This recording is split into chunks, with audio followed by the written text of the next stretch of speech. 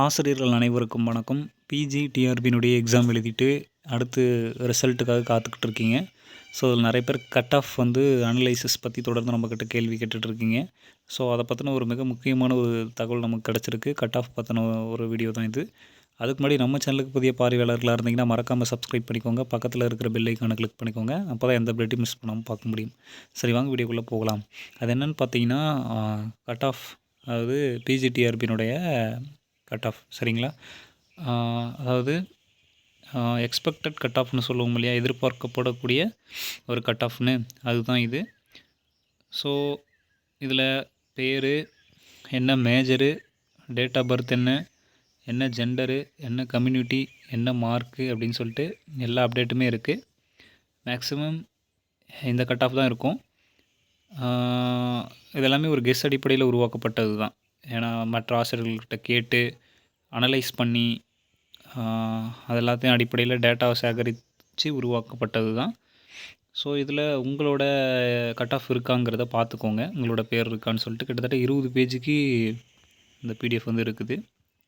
பார்த்துக்குங்க. Tamil, English, history, அதே மாதிரி English, economics, chemistry, commerce, English, physics, chemistry எல்லாமே இருக்குது. பேர், வித்யா, புவனா, அது மாதிரி எல்லாமே இருக்குது. டேட் ஆஃப் பர்த் இருக்குது, ஜெண்டர் இருக்குது, கம்யூனிட்டி இருக்குது, மார்க்ஸ் இருக்குது. சரிங்களா? ஸோ 20 பேஜுக்கு இருக்குது. இது 3வது பேஜு. அடுத்து 4வது பேஜ் நான் ஷோ பண்ணுறேன். இதில் உங்கள் பேர் இருக்கான்னு பாருங்கள். இது 4வது பேஜ். சரிங்களா? மெதுவாக தான் நான் உங்களுக்கு காட்டுறேன். இதில் உங்களோட பேர் இருக்கா அப்படிங்கிறத நீங்கள் இப்படியே செக் பண்ணிக்கோங்க. இது 5வது பேஜு. சரிங்களா?